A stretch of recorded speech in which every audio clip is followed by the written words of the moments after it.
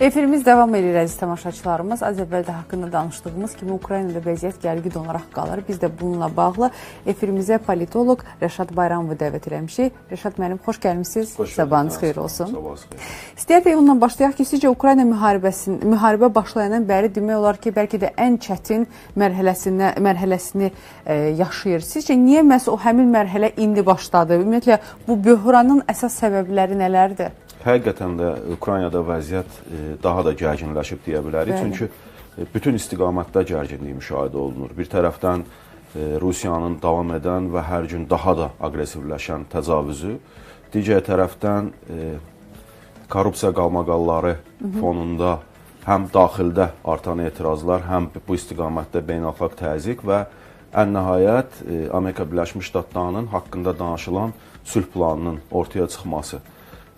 O sülh planından söhbət gedir ki, burada bunu kapitulyasiya sənədi də adlandırmaq mümkündür. Çünki özündə həm Ukraynaya ərazi güzəştlərini yetməyə ehtiva eləyən, həm Ukraynada ordunun sayının azaldılmasını ehtiva eləyən, yəni daha çox Ukraynaya təzyiq üzərində qurulan bir sənəddən söhbət gedirsə, bunu heç bir halda sülh planı adlandırmaq mümkün deyil. O baxımdan bütün istiqamətlərdə vəziyyət gərgindir və həqiqətən də Zelenski və onun hakimiyyəti üçün belə demək mümkünsə çıxılmaz bir vəziyyət yaranıb. Çünki bu gün Amerika Birləşmiş Ştatlarının dəstəyinə həm şəklindən daha çox ehtiyacı olan Ukraynanın birdən-birə ABŞ-ın belə bir sənədlə ortaya belə bir sənəd çıxarması həqiqətən də anlaşılmazdır və ona görə də yollar axtarışındadır Zelenski.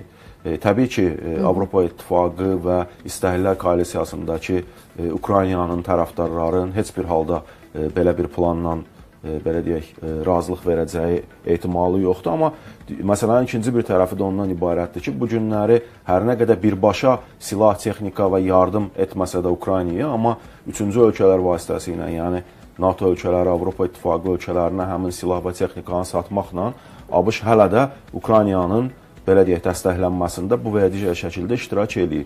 Sabahları Ukrayna tərəfindən bu plandan imtina olunacağı halda, buna razılıq verilməyəcəyi halda, Avropa İttifaqının bu plana müsbət reaksiya verməyəcəyi halda Amerika Birləşmiş Ştatlarının hətta üçüncü ölkələr vasitəsilə Ukraynanı dəstəkləməsi fəaliyyəti də dayandırıla bilər ki, bu da artıq daha çox vəziyyəti gərginləşdirəcək və yükü daha çox Avropa İttifaqının çiyinlərinə qoyacaq.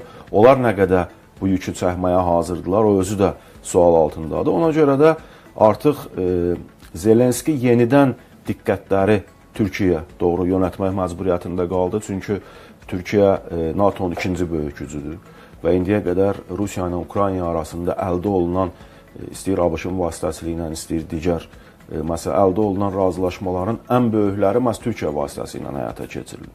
Yəni, taxıl sazişi olsun, digər əsir mübadiləsi olsun, digər məsələlərdə Türkiyənin mövqeyi həmişə daha qabarıq ortaya çıxıb və xüsusən də o nəzərə alaq ki, bugün haqqında danışılan sülh planından qat-qat daha yaxşı, Ukraynanın maraqlarına cavab verən bir İstanbul anlaşması da var idi ortada. Həmin vaxt Ukrayna və tərəfdarları ona yox demək məcburiyyətində qalmışdılar. İndi vəziyyət budur və ona görə də Zelenski artıq Türkiyənin yenidən proseslərə qatılmasını, Türkiyə vasitəsilə Türkiyə-Trump münasibət, Ərdoğan-Trump münasibətlərindən istifadə edərək onun Ərdoğanın Trumpa təsir etməsi və digər məsələlərlə bağlı faktiki olaraq müraciət etmiş oldu və son mətbuat konferansında Türkiyə liderinin verdiyi açıqlama da konkret və net idi. Ən vacib məqam ondan ibarət idi ki, Türkiyə Ukraynanın ərazi bütövlüyünü və suverenliyini dəstəkləyir və sonacan da dəstəkləməkdə davam edəcək. Yəni, bu bəyanatın özü belə faktiki olaraq Trump və onun administrasiyasının ortaya qoyduğu sənədi, yəni Ukraynanın ərazilərini güzəştə etməsi ilə bağlı sənədin qəbul edilməzliyi ilə dair verilmiş bir mesaj kimi qəbul oluna bilər. Rəşad müəllim, Trumpdan danışmışkən xatırladım, Trump birinci dəfə prezidentliyə namizədliyini irəli sürəndə və prezident olanda, yəni bu seçkilər ərəfəsində o çox, belə deyək ki, səs çoxluğu ilə onun rəqibi Hillary Clinton idi. Və daha sonra necəsə oldu, həmin ərəfədə bir skandal çıxdı və Hillary Clinton'ın reytinqləri çox düşdü aşağı. Bunu daha sonra araşdırandan sonra şübhələndilər ki, bu Rusiyanın işləridir. Mənə indi maraqlıdır ki, Zelenskinin korrupsiya qalmaqalları, Ukraynada korrupsiya iddialarının məhz indi gündəmə gətirilməsi sizcə təsadüfdür, yoxsa bax bu da ona bənzər bir ssenaridir? Və əgər bu belədirsə, bu sizcə Putinin işləridir, yoxsa Qərb tərəfinin təzyiqi mexanizmidir? Yəni baxın, mən düşünmürəm ki, burada Rusiya onu elə imkanlara malik olsun. Yəni Ukraynanın daxilində indiki mərhələdə bu korrupsiya ilə bağlı. Amma məsələ ondadır ki, bu yeni məsələ də deyil axı. Bundan bir neçə ay əvvəl artıq korrupsiya komissiyasının müvafiq araşdırmalara başladığı haqqında məlumatlar verilmişdi və o zaman da Zelenski hakimiyyəti həmin komissiyanın fəaliyyətinin məhdudlaşdırılması istiqamətində bir sıra qərarların qəbul olunmasına da nail oldu və bu elə həmin vaxt Zelenskinin özünün tərəfdarları, yəni Ukraynanın qərbdəki müttəfiqləri tərəfindən də yaxşı qarşılanmadı və onlar bu mövqeyə yenidən baxılması üçün Zelenskiyə müraciət elədilər. Çünki pulu verən onlardı və bu pulların böyük bir qisminin hara xərcləndiyi məlum deyil, hesabatı yoxdur. Xatırlayaq da biz Trump ikinci dəfə hakimiyyətə gələndən sonra verdiyi bəyanat və Amerika Birləşmiş Ştatlarının indiyə qədər Ukraynaya ötürdüyü maliyyə vəsaitinin həcmi ilə bağlı məlumat verəndə Ukrayna tərəfi dedi ki, biz bundan qat-qat az vəsait almışıq. Ortada yəni böyük maliyyə itkilərinin olduğu ortaya çıxdı və ona görə də elə həmin dövrdən etibarən korrupsiya komissiyası müvafiq araşdırmalar aparırdı. Və bu günləri təbii ki, burada Rusiya bundan maksimum istifadə eləyib, bu faktlardan, belə deyək, daha çox təsir göstərmək üçün, daha çox təzyiq göstərmək üçün, informasiya müharibəsində əlini möhkəmləndirmək üçün təbii ki, bu faktlardan istifadə edir. Amma bütövlükdə ötürəndə bu həm beynəlxalq donorların, yəni maliyyə verənlərin təşəbbüsü ilə aparılan bir araşdırmadır. O cümlədən də daxildə Zelenski hakimiyyətinə müxalif olan qüvvələrin təsirlərinə. Yəni, söhbət, baxın, Zelenskiyə müxalif olmaq, Rusiya yaxın olmaq demək deyil. Yəni, biz bu günləri Ukraynada Zelenski müxalifəti olan qüvvələrin də hər birinin Rusiyanın əleyhinə olduğunu, qərbə inteqrasiya tərəfdarı olduğunu və Rusiyanın Ukraynaya təcavüzünü işğal faktı olaraq adlandırdığını kifayət qədər yaxşı bilirik. Bunu Poroşenko da deyir, digərləri də deyir. Bu günləri Londonda olan, səfir qismində olan keçmiş müdafiə naziri də deyir və digərləri də deyir. O baxımdan düşünmürəm ki, Rusiyanın burada da barmağı olsun, amma fakt ortaya çıxıb və Rusiya da bundan maksimum istifadə eləyir, təbii ki. Yəni, baxın, bu günləri biz Avropa İttifaqının ayrı-ayrı ölkələrində həmin ölkələrin Ukraynaya maliyyə yardımının dayandırılması ilə bağlı nümayişlərə şahidlik eləyirik. Burada təbii ki, həmin o korrupsiya faktları və digər faktlar da öz sözünü deyibdir və bunun da həmin ölkələrdə təbliğatın aparılmasını təbii ki, Rusiyanın müvafiq strukturları eləyib. Amma yenə deyirəm, əsas məsələ odur ki, belə bir faktlar var və bu da təkcə belə deyək, beynəlxalq təzyiqi yox, həm də daxildə etirazları formalaşdırır ki, bu da Zelenski hakimiyyətinin mövqelərinin zəiflədilməsinə son nəticədə gətirib çıxarır. Yəni, ümumi plan ondan ibarətdir ki, əgər Zelenski bu ABŞ-ın indi ortaya qoyduğu sənədlə razılaşmasa və sonacan buna dirəniş göstərsə, onun başqa bir şəxslə əvəzlənməsi istiqamətində də artıq düyməyə basıla bilər. Amma yenə deyirəm, mən düşünmürəm ki, hətta o əvəzlənən şəxs belə gəlib indiki bu kapitulyasiya sənədinə bu və ya digər şəkildə razılıq vermiş və yaxud da o sənədə imza atmış olsun. Ümumiyyətlə, fikrinizcə Rəşad bəy, Ukrayna ordusunun bir sıra istiqamətlərdə geri çəkilməsi bu taktiki addımdır, yoxsa həqiqətən artıq fiziki baxımdan belə deyək ki, zəifləməsi doğrudan? Təbii ki, geriləmə var və bu güc itkisi ilə bağlıdır. Ukrayna kifayət qədər artıq 4 ildir və kifayət qədər yorulub. Onu da nəzərə alaq ki, Ukrayna meydanda faktiki olaraq tək döyüşür. Yəni, düzdür, ayrı-ayrı ölkələrin silah, texnika və s. təminatı var, amma əskər heyət olaraq ortada təkdir, tək döyüşür. Məsələn, Rusiyadan fərqli olaraq orada Şimali Koreya əskərləri yoxdur və yaxud da digər yerlərdən gələn əskər korpusları yoxdur. Ona görə də Ukrayna tək döyüşür, yorulub. Və nəticə etibarilə də bu geri çəkilmələr də mümkündür. Onu da nəzərə alaq ki, Rusiya son bir neçə ayda özünün bütün gücü ilə, yəni maksimum şəkildə hücum əməliyyatlarını həyata keçirir. Çünki ortada bir maraqlı fakt var. Alyaska görüşündən sonra biz Trumpın açıqlamasında verdiyi bir sözü yada salaq. Dedi ki, Putin mənlə söhbətdə dedi ki, dekabr ayına qədər mən Ukraynada istədiyimi əldə eləyəcəyəm, ondan sonra sülh haqqında danışmaq olar.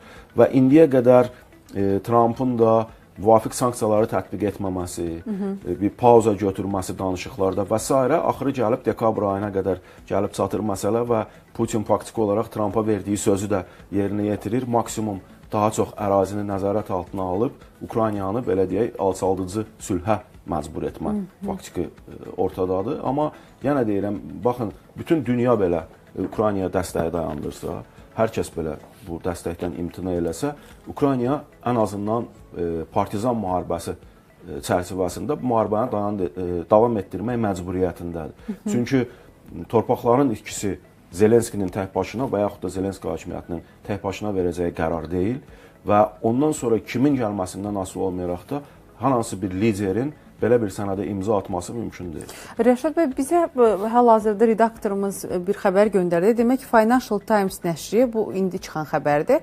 Rəsmi Vaşinqton Ukrayna prezidenti Vladimir Zelenskinin noyabrın 27-sinə qədər Ukraynadakı münaqişənin həlli üçün yeni plan imzalamasını gözləyir. Belə bir məsələ.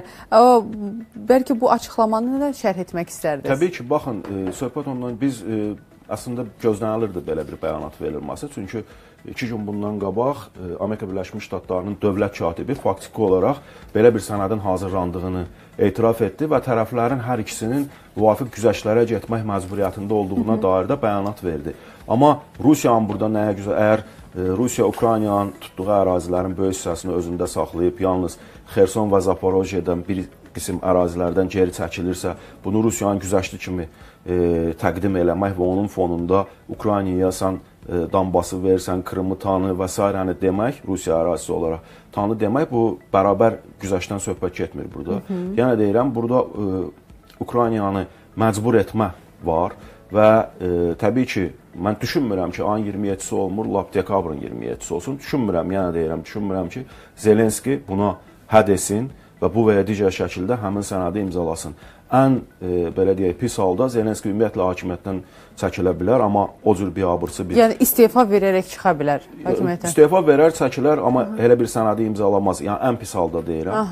Amma ondan sonra da öz həyatı üçün təhlükəni fikirləşərək, korrupsiya qalmaqalları, həbs və s. fikirləşərək düşünürəm ki, qalıb Avropa İttifaqındakı tərəfdaşları ilə ən azından onların dəstəyi ilə müharibəni davam etdirmək haqqında bir qərar verəcək və yenə deyirəm, gözləntilər ondan ibarətdir ki, burada 2 yol var. Ya Trump ümumiyyətlə danışıqlar prosesindən çəkilir və Ukraynaya artıq heç bir yardım vermədiyini bəyan eləyir. Hətta 3-cü ölkələrdə silah satışını və s. dayandırır Ukraynaya yardım ötürmək üçün və yaxud da bundan sonra Türkiyənin, Avropa İttifaqının və digərlərinin təsiri ilə, çünki birbaşa bugünkü hadisələr onu göstərir ki, Avropa İttifaqı da bir kənara atılıb, Ukrayna özü də bir kənara atılıb, danışıqlar ancaq ABŞ-la Rusiya arasında gedir. Yəni burada ya Trumpa təsir göstərilib, onu yenidən bir ortaq mövqeyə gətirmək planı ortada olacaq və yaxud da yenə deyirəm, Trump tamamilə geri çəkilib, danışıqlar prosesindən geri çəkilib, Ukraynaya yardımı dayandırıb, bütün məsuliyyəti Avropa İttifaqının çiyinlərinə, bütün yükü də Avropa İttifaqının çiyinlərinə ataraq kənardan belə deyək, seyr eləyəcək. Görəsən bu belə bir addımın atılmasını Zelenski ya da Putin istəyərdilərmi? Hər iki halda bu Ukraynanın ziyanınadır, hər iki halda. Çünki yenə deyirəm, ABŞ-ın böyük həcmdə dəstəyi olmadan Avropa İttifaqının tək başına həmin silah-sursat, texnika və müharibənin davam etdirilməsi üçün Ukraynaya verdiyi dəstək yetərli dəstək deyil.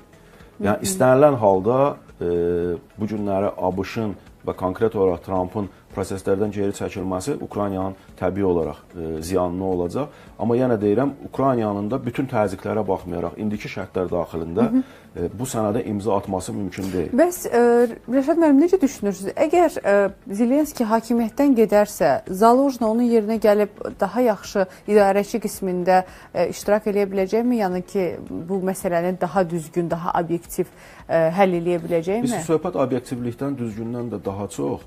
Təbii ki, gələcək isə ən azından komanda dəyişikliyi baş verəcək, ən azından korrupsiya və digər sahələrdə. Amma öz xalqının mənafeyini güdüb. Amma müharibənin davam etdirilməməsi məsələsi. Bilirsiniz, bu torpaq ikisidir. Baxın, Ukrayna üçün bu günləri ən belə deyək, optimal yol ondan ibarətdir ki, indi Rusiyanın işğal etdiyi bütün ərazilər Rusiyanın nəzarətində qalmaqla atəşkəs elan olunur. Yəni münaqişə dondurulur.